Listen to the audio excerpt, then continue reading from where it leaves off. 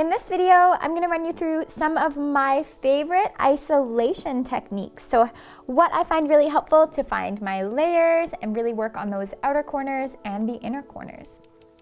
So first let's start on the outer corner and move our way across. So what I like to do is utilize all parts of my hand. So what I'm gonna do is use my finger. I'm gonna use my other hand to swipe through the lashes to find the lash that I want. Then once I get it, I'm gonna need my right hand. So I'm gonna find that lash, like this, let go. Pick up my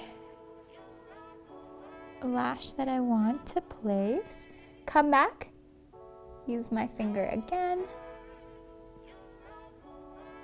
tilt my tweezer, do whatever I have to in order to see that lash perfectly. Now I have another one that's already isolated itself, so I'm just gonna go ahead and take advantage of that. All I'm gonna do is use my finger.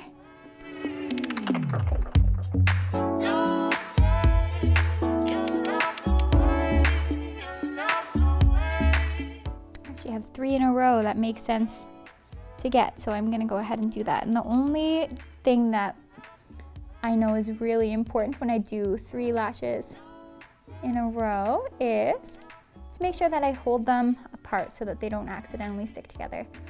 This is what I do for that. And then I can even grab my blower just to make sure, give it a little bit of air. Make sure it's all cured.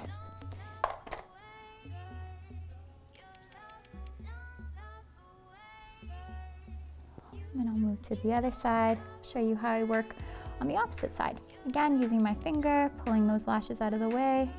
I'm coming in with my tweezer upside down on this side because I find that is most helpful.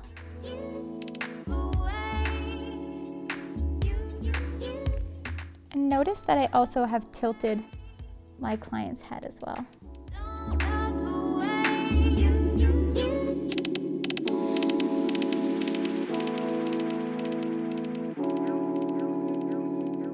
Let's find a lash on the opposite eye. So I like to work eye to eye. That way I give my glue a little bit of a longer time to cure. So I avoid stickies that way, and I also create balance within the set. I'll get you to tilt your chin back. By getting my client to tilt her chin back toward me, I can really get a clear view of the base of the lash and the end of the lash. And that's how you get really close to that lash line without touching and a perfect bond.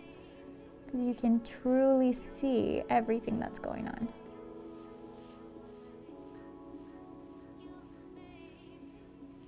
Okay, this is a good thing to note too. You see how this other lash, when I let go, went right behind my lash that I just placed?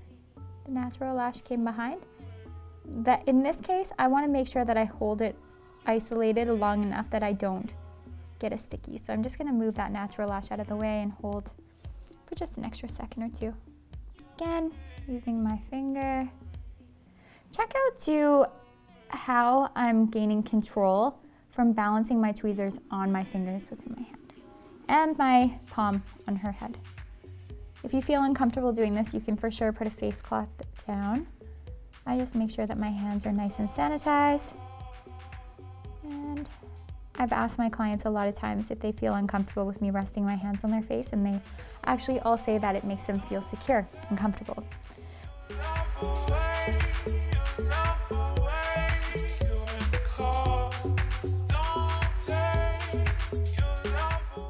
I like to tilt my head and my client's head to make sure that I can see from the side, because although from a top angle it may look like the lash is properly applied, if you take a quick glance from the side, it may be lifted at the base just a little bit. So you just want to make sure that that base is properly bonded and it's not lifted at all.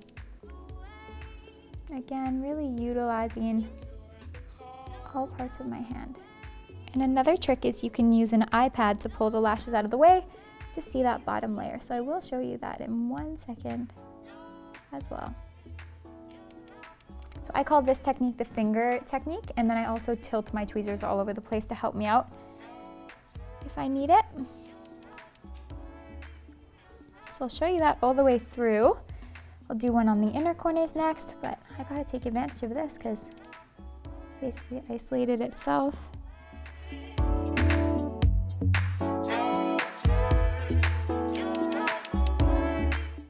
I love it when this happens, when lashes just isolate themselves, and then I can just go in and pop some on.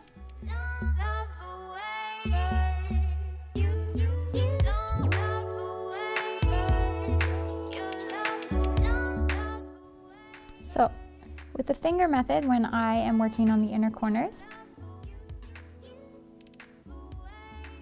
I pull some lashes out of the way like this.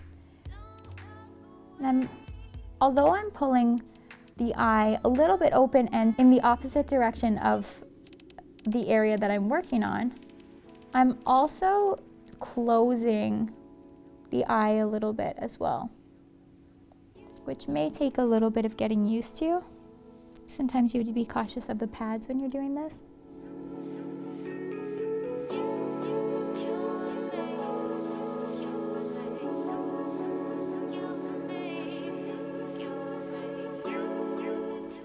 And those inner corners can really stick to the pad when you let go, so I always wait for those to cure. And you can use your electric fan that comes with your gluberator for this, or just a handheld blower. Okay, so sometimes I also have to take my iPad and move it in order to get to those inner and outer corners. So this is how I do that. You wouldn't want to leave it like this for a long time because it does kind of poke in a little bit, but just for a couple lashes, it's super helpful. You can really get all the way to that inner corner, which brings the set together so well.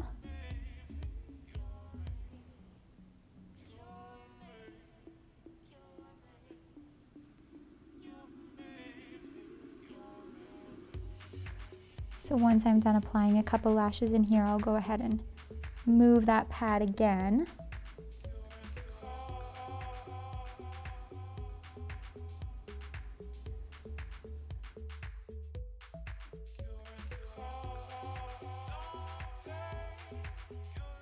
Sometimes you have to improvise when you're working on the inner and outer corner. Like you can see right now, I'm not even using my tweezers at all.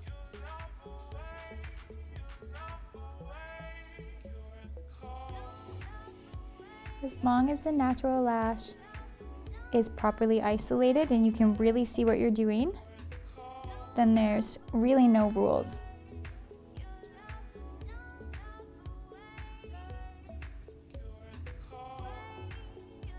And if you feel uncomfortable, you can ask your client, are they okay?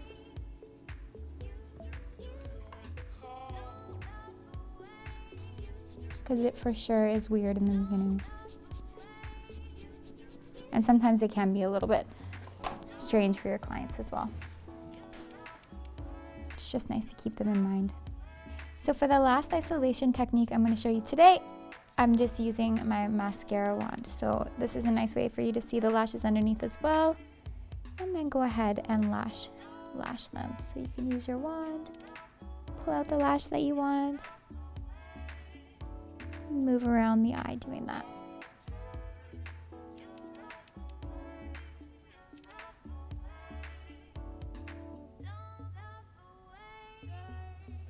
And then take a look at Tanya's inner corner isolation as well.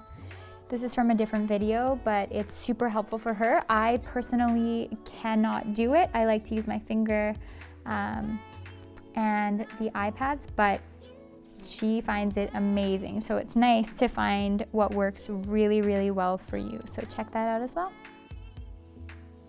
And then by all means, if you have some kind of an isolation technique that works really well for you, take a video, share it with us. We'd love to share it for you. Or if you have any other questions on isolation, be sure to comment below.